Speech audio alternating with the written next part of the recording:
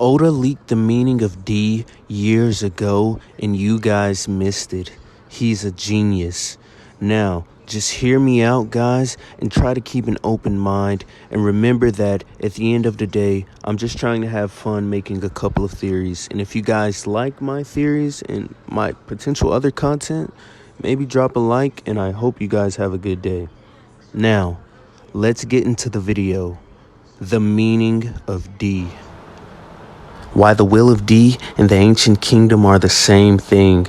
So basically, the key to this theory and what made me actually think about this were the Ohara incident, Professor Clover's last words, and funnily enough, Drum Island. So, kicking this off, we're going to talk about what the meaning of D is and how I came to this conclusion. So basically, Professor Clover's last words before he exited the story in his untimeful demise were that discovering the information like this would be uncovering a truth that would shake the world and also be a threat to the world government itself. And I believe that this name of D was actually the ancient kingdom. I believe it stands for Dreamland. And of course, you know, the offspring people like Monkey D. Luffy would be Monkey Dreamland Luffy.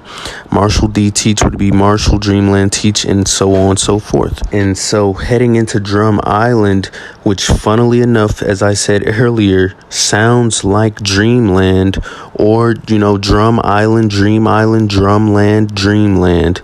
Guys, Oda loves his word puns and number puns, so like I said, that could be another potential connection. And we know how Oda likes to use characters to represent other characters from other times, so I just believe that Hiraluk is actually our first showing of the will of D, even though he's not named a D member in the story. He's the will of Dreamland personified. And we are given a scene of Dr. Hiraluk standing in front of Wapol and 20 doctors, and this also includes Dalton, where he pretty much tells them about inherited will and how even if he were to die, he isn't truly dead because someone would eventually come and accomplish his dream. And even someone who we thought would be on the enemy side, Dalton asks Dr. Hiraluk, could the same be said for a country when he's talking about in reference to inherited will? And he's saying, could it be passed on? Dr. Hiraluk says, yes, if the will to do it is so, then yes, it could be passed on through a country, which amazes me because I believe this is a direct representation of what happened 800 years ago, even though Oda has not showed us. And I believe Dr. Hiraluk represents Joy Boy. I believe Wapol represents Emu. The 20 doctors behind Wapol would be the 20 kingdoms, and Dalton would actually be Nefertari Lily, who is the person who was on the other side who we thought would be an enemy but gets swayed by the ideology of Joy Boy and the will of D and the inherited Dreamland abilities, pretty much. Now, if we fast forward to Lavatale with Roger and Odin's travels. Yes, guys, I know I'm jumping around a lot. Just try to follow me here, though. It's interesting to quote how Odin said, once finding out about the true history, he said this verbatim: we learned about the 100-year void. We learned about the people of D. We learned about the ancient weapons. And we learned about how Wano used to be open to all of the world. Isn't it funny how Odin had no mention of an ancient kingdom, even though he saw 100% of the true history?